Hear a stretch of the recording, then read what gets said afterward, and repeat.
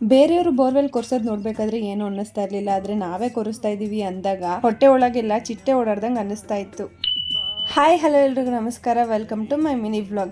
ಇದು ಕೂಡ ನೆನೆಯ ಕಂಟಿನ್ಯೂಷನ್ ವ್ಲಾಗ್ ಆಗಿರುತ್ತೆ. ಆಕ್ಚುಲಿ ನೆನೆ ವ್ಲಾಗಲ್ಲಿ ನಾನು ಅಂತ ಏನು ಇನ್ಫಾರ್ಮೇಶನ್ ಶೇರ್ ಮಾಡ್ಕೊಂಡಿರ್ಲಿಲ್ಲ ಬೋರ್ವೆಲ್ ಬಗ್ಗೆ. ಸೊ ಈ ವಿಡಿಯೋದಲ್ಲಿ ಕಂಟಿನ್ಯೂ ಮಾಡ್ಕೊಂತ ಹೋಗೋಣ. ನೆನ್ನೆ ಹೇಳ್ದಂಗೆ ನಾವು ಬೋರ್ವೆಲ್ನ ಬೆಳಗ್ಗೆನೆ ಕುರ್ಸೋದಕ್ಕೆ ಶುರು ಮಾಡ್ಕೊಂಡಿದ್ವಿ. ಹೆಚ್ಚು ಕಡಿಮೆ ನಾನು ಹೋದಾಗ ಆಲ್ರೆಡಿ 100 ಅಡಿ ತನಕ ಕೊರ್ದಾಗಿತ್ತು. ಹಾಗೇನೆ ಸಿಕ್ಕಾಬಟ್ಟೆ ಧೂಳು ಕೂಡ ಎದ್ದೊಳ್ತಾ ಇತ್ತು. ಒಂದೊಂದ್ ಲೆಂತ್ ಒಳಗೆ ಇಳ್ದಂಗೆ ನಿಜವಾಗ್ಲೂ ಜೀವ ಬಾಯಿಗೆ ಬಂದಂಗೆ ಅನ್ಸೋದು. ಇನ್ನೇನು 200 ಅಡಿ ಹೋಯ್ತು ಅನ್ನಂಗೆ ನನಗೆ ಆಲ್ರೆಡಿ ಅಳು ಶುರು ಆಗ್ಬಿಟ್ಟಿತ್ತು. ಆ ಟೈಮಲ್ಲಿ ಅಲ್ಲೇ ಒಬ್ರು ಹಿರಿಕರಿದ್ರು. ಅಲ್ಲಿ ಬರ್ತಾ ಇತ್ತಲ್ಲ ಬಂಡೆ ಕಲ್ಲಿನ ಧೂಳು, ಅದನ್ನೇ ಎತ್ಕೊಂಡ್ ಬಂದ್ಬಿಟ್ಟು ಏನೋ ಟೆಸ್ಟ್ ಮಾಡ್ತಾ ಇದ್ರು. ಬಂದಿರೋ ಟೆಸ್ಟ್ ಅಲ್ಲಿ ಬಿಳಿ ಕಲ್ ಸಿಕ್ಕಿದ್ರೆ ಇನ್ನೇನು ಹತ್ರದಲ್ಲೇ ನೀರ್ ಸಿಗುತ್ತೆ ಅಂತ ಅರ್ಥ ಅಂತ ಹೇಳ್ಬಿಟ್ಟು ನೀರೆಲ್ಲ ಹಾಕಿ ಟೆಸ್ಟ್ ಮಾಡ್ತಾ ಇದ್ರು. ಬಿಳಿ ಕಲ್ಲು ಕೂಡ ಸಿಕ್ತು. ಅವ್ರು ಹಂಗ ಅಂದಿದ್ದೆ ತಡ ನಾವು ಕೂಡ ಬೋರ್ವೆಲ್ ಹತ್ರನೇ ಹೋಗಿ ನಿಂತ್ಕೊಂಡಿದ್ವಿ. ಲಿಟ್ರಲಿ ನನ್ನ ಕೈ ಕಾಲೆಲ್ಲ ಶಿವರಿಂಗ್ ಆಗ್ತಾ ಇತ್ತು. ಆ ಫೀಲ್ ಅಂತೂ ಹೇಳ್ಕೊಳಕ್ಕೆ ಆಗಲ್ಲ. ಹೆಂಗೋ ಸದ್ಯಕ್ಕೆ ನಾವು ನಂಬಿರೋ ದೇವ್ರು ಹಾಗೆ ಆ ಗಂಗಾ ಮಾತೆ ಅನುಗ್ರಹದಿಂದ 260ರಲ್ಲೇ ಒಂದ್ ಗ್ಯಾಪ್ ಸಿಕ್ತು. ಹಾಗೆ 270 ಅನ್ನೋಷ್ಟ್ರೊಳಗಡೆ ನೀರು ಕೂಡ ಕಾಣಿಸ್ಕೊಂತು. ಆವಾಗ ನೋಡಿ ಎಲ್ರ ಜೀವ ಸಮಾಧಾನ ಆಯ್ತು ಅಂತ.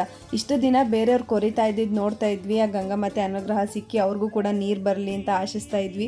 ಬಟ್ ನಮ್ದೇ ಅಂದಾಗ ಎಷ್ಟು ಭಯ ಆಗುತ್ತೆ ಅಂದ್ರೆ ಒಂದ್ ಕಡೆ ಕೂತಿತ್ತೋಲ್ ಕೂರಕ್ ಆಗ್ತಾ ಇರ್ಲಿಲ್ಲ, ನಿಂತಿತ್ತೋಲ್ ನಿಲ್ಲಕ್ ಆಗ್ತಾ ಇರ್ಲಿಲ್ಲ.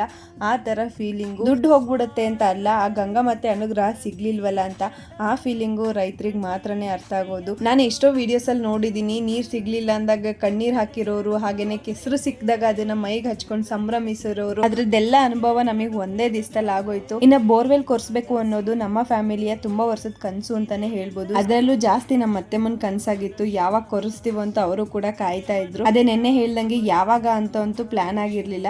ಸದ್ಯಕ್ಕೆ ಹೆಂಗು ಎಲ್ಲ ಕೂಡ್ ಬಂದು ಒಳ್ಳೇದಾಯ್ತು ಅಂತ ಹೇಳ್ಬಿಟ್ಟು ಎಲ್ರಿಗೂ ಕೂಡ ಸಮಾಧಾನ ಆಯ್ತು. ಇನ್ನ ನಾನು ಮೊದ್ಲೇ ಹೇಳ್ದಂಗೆ 260ರಿಂದ 270 ಒಂದ್ ಗ್ಯಾಪ್ ಕಾಣಿಸ್ಕೊಂತು. ನಾವು ಟೋಟಲ್ 700 ಅಡಿವರೆಗೂ ಕೊರ್ಸಿದ್ವಿ. ಹೆಚ್ಚು ಕಡಿಮೆ ಬೆಳಗ್ಗೆ ಸ್ಟಾರ್ಟ್ ಮಾಡಿದ್ದು ನೈಟ್ ಆಗಿತ್ತು ಮುಗಿಯೋದು. 2 ಇಂಚ್ ನೀರ್ ಸಿಕ್ಕಿದೆ ನಮ್ಗೆ. ಹಾಗೇನೆ ಬೋರ್ವೆಲ್ ಕೊರ್ಸೋದಕ್ಕೆ ಹೆಚ್ಚು ಕಡಿಮೆ 1,20,000 ಆಗಿದೆ.